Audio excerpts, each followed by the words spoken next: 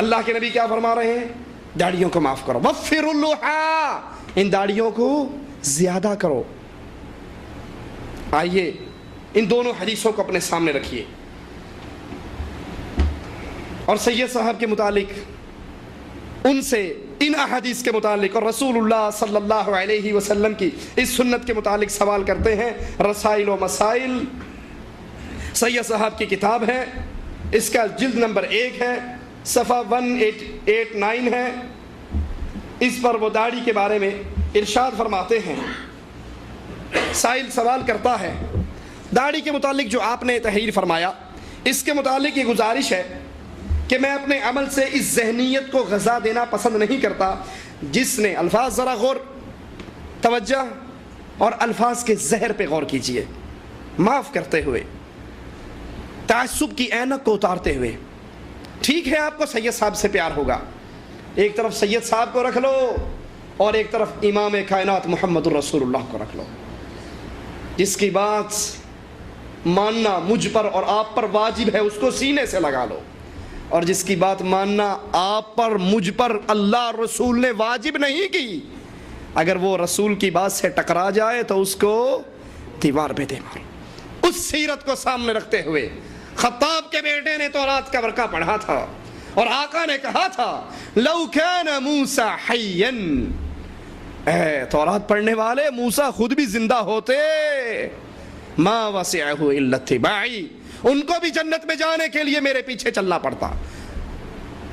لو بدا لکم موسیٰ فاتبعتموہ، اگر آج موسیٰ علیہ السلام آ جائیں تم مجھے چھوڑ کر موسوی بن جاؤ، اس کے پیچھے چلو، سیدھی راہ سے گمراہ ہو جاؤ گے۔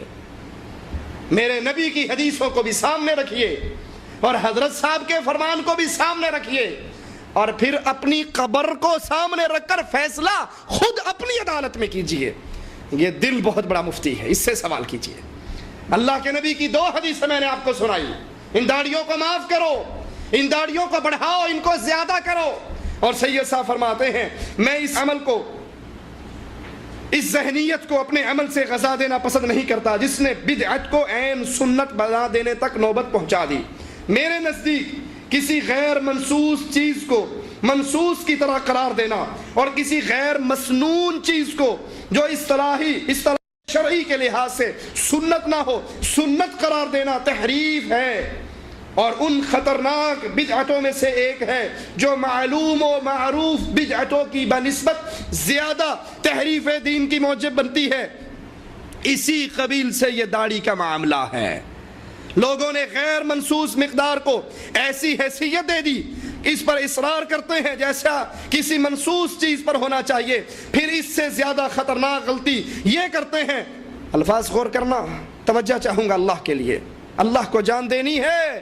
یہ زندگی پہلا اور آخری موقع ہے، اس زندگی کی مرنے کے بعد ہونے والے امتحان میں سپلیمنٹری نہیں ہے، ریٹیسٹ نہیں ہے، ایز اے ہول کا چانس نہیں ہے، یہ پہلا اور آخری امتحان ہے۔ کیسے اللہ کے نبی کی سنت پہ چھریاں چل رہی ہیں سنیے۔ اس سے زیادہ خطرناک غلطی یہ ہے کہ نبی کی عادت کو بعینے ہی سنت قرار دیتے ہیں۔ داڑھی رکھنا رسول اللہ کی عادت ہے، سنت، یہ خطرناک غلطی ہے کہ نبی کی عادت کو بھی سنت قرار دیتے ہیں جس کے قائم و جاری کرنے کے لیے آپ مبعوث ہوئے، حالانکہ وہ امور آپ نے عادتاً کیے ہیں۔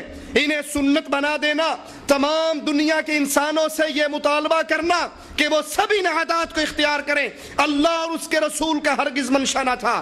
یہ تحریف دین ہے جو کی جا رہی ہے۔ داڑھی رکھنا، داڑھی رکھنے کے لیے لوگوں کو دعوت دینا، تبلیغ کرنا، انہیں مجبور کرنا تم بھی داڑھی رکھو، کہا یہ نہ اللہ کا منشا ہے نہ رسول اللہ کا منشا ہے، بلکہ یہ تحریف دین ہے جو کی جا رہی ہے۔ اگر اس کے آگے میں رکاوٹ نہ ڈالوں تو جس وضع و قطع میں لوگ مجھے دیکھنا چاہتے ہیں اس میں اپنے آپ کو ڈھال لوں تو میں ایک ایسے جرم کا مرتکب ہوں گا جس کے لیے اللہ کے ہاں مجھ سے سخت باز پرس ہوگی، اور اس باز پرس میں کوئی میری مدد کے لیے نہ آ سکے گا۔ اگر میں بھی لوگوں کی ڈیمانڈ پوری کرتے ہوئے داڑھی پوری رکھ لوں، اپنے آپ کو اسی ڈھال میں ڈھال لوں، تو پھر اللہ کے ہاں مجھ پہ پکڑ آ سکتی ہے، مجھ سے سوال کیا جا سکتا ہے۔ اور ادھر رسول اللہ صلی اللہ علیہ وسلم واضح طور پہ اعلان فرما رہے ہیں وَاعْفُوا اللِّحَىٰ، داڑھیوں کو معاف کرو، وَفِّرُوا، اس کو بڑھاؤ، اس کو زیادہ کرو۔ اور ایک روایت میں ان اللہ امرانی، جب وہ تین مجوسی آتے ہیں جو داڑھی شیو کرنے والے، داڑھی کاٹنے والے، ان کو دیکھ کر اللہ کے نبی پوچھتے ہیں تمہیں کس نے حکم دیا ہے داڑھی شیو کرنے کا؟ وہ جواب میں کہتے ہیں ہمارے بادشاہ کسریٰ نے ہمیں حکم دیا ہے۔ اللہ کے رسول صلی اللہ علیہ وسلم فرماتے ہیں ان اللہ امرانی، میرے اللہ نے مجھے حکم دیا ہے میں داڑھیوں کو معاف کر دوں۔ اور سید صاحب فرما رہے ہیں کہ یہ بدعت ہے، یہ تحریف دین ہے، یہ دین میں اضافہ ہے، یہ خطرناک قسم کی بدعت ہے جو عام مشہور اور معروف بدعتوں سے کہیں زیادہ خطرناک ہے۔ یہ عادت رسول ہے، سنت رسول نہیں۔ ماشاءاللہ کتنا شاندار چور دروازہ کھولا۔ اب جس کا جی نہیں چاہتا نبی کی سنت پہ عمل کرنے کے لیے، اس کو سید صاحب ایک سٹیکر دے رہے ہیں، تم سنت کا نام ہٹا کے عادت کا سٹیکر لگا دو، سنت کا نام غائب کر دو، عادت کا نام لگا دو۔ جیسے اسی ہیلے کو استعمال کرتے ہوئے ایک اور حضرت کنز الدقائق کے اندر یہ لکھتے ہیں کہ اللہ کے نبی کی جو حدیث ہے نا، لعن اللہ المحلل والمحلل لہ، لعنت ہے حلالہ کرنے والے پر اور کروانے والے پر۔ کہا آپ کہاں سمجھتے ہیں، آپ کو کیا پتا؟ ان کان بشرط تحلیل، اگر یہ حلالہ کسی کی بیوی کو حلال کرنے کے مقصد سے کیا جائے تو پھر اس حدیث کا یہ مطلب ہوگا کہ اللہ کے نبی نے ارادہ لفظ لعنت استعمال کیا ہے اور ارادہ رحمت لیا ہے۔ اوپر سے لعنت ہے، اندر سے رحمت ہے۔ اب یہ آپ کو کیسے پتا لگا کہ یہ سنت رسول نہیں، یہ عادت رسول ہے؟ ابن عمر اپنی روایت کے اندر تو حکم دے رہے ہیں اللہ کے نبی کی طرف سے، واعفو، معاف کرو، امر ہے، معاف کرو اس سنت کو، معاف کرو ان داڑھیوں کو، زیادہ کرو ان داڑھیوں کو۔ اور اللہ کے نبی کے حکم میں ان اللہ امرانی کے جواب میں آپ یہ کہہ دیں کہ یہ داڑھی رکھنا عادت رسول ہے، سنت رسول نہیں، پھر ہمارے پاس ایک لسٹ بھی ہونی چاہیے نا کہ یہ عمل عادات رسول ہیں اور یہ عبادات رسول ہیں۔ اسی طرح ترجمان القرآن مئی و جون 1945 میں اس حدیث کے بارے میں کہتے ہیں آپ کا یہ خیال کہ رسول اللہ صلی اللہ علیہ وسلم جتنی بڑی داڑھی رکھتے تھے اتنی ہی بڑی داڑھی رکھنا سنت رسول یا اسوہ رسول ہے، یہ معنی رکھتا ہے کہ آپ عادات رسول کو بعینے ہی وہ سنت سمجھتے ہیں جس کے جاری اور قائم کرنے کے لیے نبی صلی اللہ علیہ وسلم اور دوسرے انبیاء مبعوث کیے جاتے رہے۔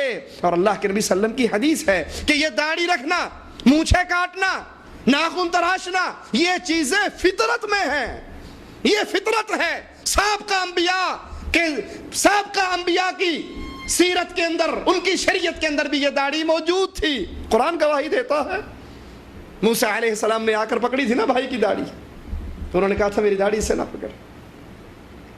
کہتے ہیں آپ اللہ کے نبی کی داڑھی کو دیکھ کر یہ کہیں کہ اتنی ہی بڑی داڑھی رکھی جائے، اس کو آپ سنت رسول گردانے، اسوہ رسول گردانے، تو اس کا مطلب ہے آپ عادات رسول کو وہ مقام دے رہے ہیں جو سنت کا مقام ہے، جس کو انبیاء علیہ السلام آئے جاری کرنے کے لیے۔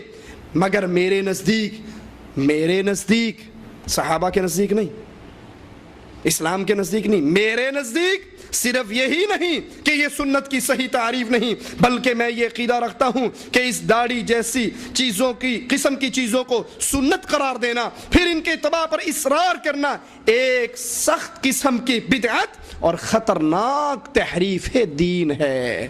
ترجمان القرآن مئی و جون 1945۔ یہاں پہ ایک سوال پیدا ہوتا ہے، قرآن حکیم مالک عز و جل ہمیں یہ بات سمجھاتا ہے فَإِنْ آمَنُوا بِمِثْلِ مَا آمَنْتُمْ بِهِ فَقَدِ اهْتَدَوْا وَإِنْ تَوَلَّوْا فَإِنَّمَا هُمْ فِي شِقَاقٍ۔ اگر یہ لوگ ایمان لے کر آئیں جیسے رسول اللہ صلی اللہ علیہ وسلم کے صحابہ ایمان لے کر آئے، پھر یہ ہدایت پر ہیں، اور اگر یہ ویسے ایمان لے کر نہیں آتے تو پھر یہ دور کی گمراہی میں ہے۔ اللہ کے نبی، اصحاب کرام اللہ کے نبی پہ ایمان کیسے لے کر آتے ہیں؟ ان کے ایمان کا مقام کیا ہے؟ رسول اللہ صلی اللہ علیہ وسلم مسجد نبوی کے ایک دروازے کی طرف اشارہ کر کے کہتے ہیں کیا ہی اچھا ہوتا کیا ہی اچھا ہوتا اگر ہم اس دروازے کو عورتوں کے لیے خاص کر دیتے۔ عبداللہ ابن عمر فرماتے ہیں اللہ کی قسم پھر ساری زندگی میں اس دروازے سے دوبارہ داخل نہیں ہوا۔ صحابہ کے ایمان کی تو حالت یہ ہے، آپ مسجد سے باہر نکلتے ہیں، صحابہ اور صحابیات نماز پڑھنے کے بعد راستے میں اکٹھے چلتے ہیں، اللہ کے نبی صلی اللہ علیہ وسلم فرماتے ہیں عورتوں تمہیں حق نہیں ہے راستے کے درمیان میں چلنے کا، تم دیواروں سے لگ کر چلو، مردوں تم راستوں کے درمیان میں چلو۔ حدیث بتاتی ہے عورتیں دیواروں سے ایسے لگ کر گزرتی ان کے کپڑے دوپٹے دیواروں کے پتھروں میں اٹک جایا کرتے تھے۔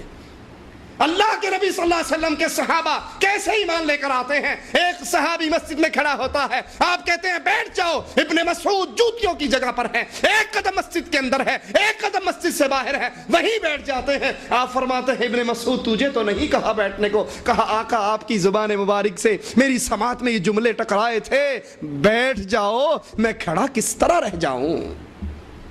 ان کی ایمان کی حالت اتنی عجیب و غریب ہے۔ صحابی شراب پی رہے ہیں، پلا رہے ہیں، باہر منادی کرنے والا منادی کرتا ہے، وہ بھیجتے ہیں جاؤ سن کر آؤ کیا کہہ رہا۔ وہ آ کر کہتے ہیں اللہ کے نبی نے اعلان فرما دیا ہے، اعلان فرما دیا ہے کوئی شراب نہ پیے۔ کہتے ہیں جس کے ہاتھ میں جام تھا اس نے زمین پہ دے مارا، جس کے منہ میں تھی اس نے کلی کر دی، جس کے گھڑے بھرے ہوئے تھے الٹا دیے۔ یہ ایمان تھا صحابہ کا، یہ ایمان تھا صحابہ کا۔ مجاہدین صحابہ کے لیے کھانا تیار ہے، اور رسول اللہ صلی اللہ علیہ وسلم خیبر کے موقع پہ اعلان کرتے ہیں گھریلو گدھے حرام ہو گئے، نہ کھاؤ۔ کسی نے اپنی عقل کو استعمال کرتے ہوئے نہیں سوچا کہ میری عقل یہ کہتی ہے گھی پڑ چکا ہے، مسالے پڑ چکے ہیں، گوشت تیار ہو گیا ہے، روٹی آ گئی ہے، بھوک سے برا حال ہے، ہماری عقل یہ پکار پکار کر کہہ رہی ہے اس پکے ہوئے گوشت کو پھینک دینا کہاں کی عقل مندی ہے؟ اب جو تیار ہے بسم اللہ الرحمن الرحیم پڑھ کر حلال ہوا ہے، گوشت بنایا ہے، اس کو تو کھا لیں، اگلی دفعہ نہیں ذبح کریں گے۔ نبی نے کہا نہ کھاؤ، صحابہ پکی پکائی دیگوں کو الٹ دیتے ہیں۔